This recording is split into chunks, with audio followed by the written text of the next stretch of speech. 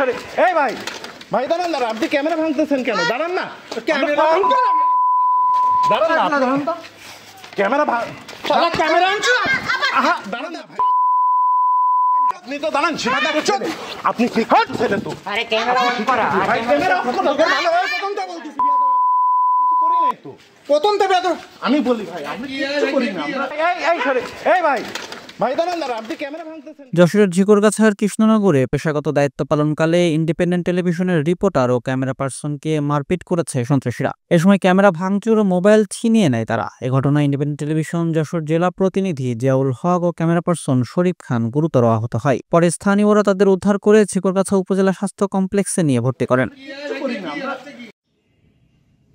এ বিষয়ে independent television Jessore জেলা প্রতিনিধি জিয়াউল হক জানিয়েছেন, ওই এলাকার মকবুল হোসেনের বিরুদ্ধে ভুয়া মুক্তিযোদ্ধার প্রভাব খাটিয়ে একাধিক জমি দখল, মারপিট, নির্যাতনের অভিযোগ রয়েছে এবং 37 ব্যাচে পুলিশের এএসপি হওয়া ফখরুল ইসলাম চাকরি পাওয়ার পর তাদের দাপটও বৃদ্ধি পায়। বিগত 10 বছরে অবৈধ প্রভাব খাটিয়ে মকবুল ও ফখরুল কয়েক গুণ জমি দখল করেছে। এ বিষয়ে সংবাদ সংগ্রহ করতে গেলে বেলা 1:30টার দিকে কৃষ্ণনগর এলাকায় মকবুল ও এসপি ফখরুলের লেলিয়ে দেওয়া সন্ত্রাসীরা এই হামলা চালায়।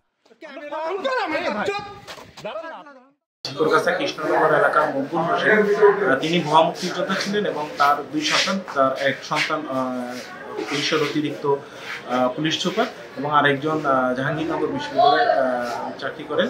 তো আমরা এই নিয়ে তারা জমি দখল করেছে, তাদের মারপিটের ঘটনা আছে এবং তিনি যখন র্যাবে ছিলেন তার সন্তান মকবুলের সন্তান ফখরুল হোসেন, তিনি র্যাবে থাকা অবস্থায় বিভিন্ন মানুষকে মারপিট করেছেন, নির্যাতন করেছেন, জমি দখল করেছেন এবং অন্যান্য যে অপরাধ কর্মকাণ্ড এরকম কিছু আমরা বিষয় নিয়ে কাজ করছিলাম এবং এর কিছু কিন্তু তথ্য প্রমাণ আমরা পেয়েছি। আজকে দুপুরের সময় যখন আমরা মকবুল হোসেনের বাড়ির সামনে তথ্য নিয়ে আসতে যখন যাই, তখন হঠাৎ করে তার বাড়ির সামনে পৌঁছানোর সাথে সাথেই প্রান্ত নেতৃত্বে কিছু সন্ত্রাসী এসে এলো পাথারিয়ে আমাদেরকে মারপিট করে, আমার ক্যামেরা পার্সন শরীফ খানকে মারপিট করে, আমার যে ক্যামেরাটি ছিল সেটি ভাঙচুর করেছে এবং দীর্ঘ সময় আমাদেরকে অবরুদ্ধ করে রাখে। এ বিষয়ে ঝিকরগাছা থানার ভারপ্রাপ্ত কর্মকর্তা বাবলুর রহমান খান জানিয়েছেন, সাংবাদিকদের উপর হামলার ঘটনা জানার পর পুলিশ যে পরিস্থিতি নিয়ন্ত্রণে আনে। এ ঘটনায় আইনগত প্রক্রিয়া চলমান রয়েছে।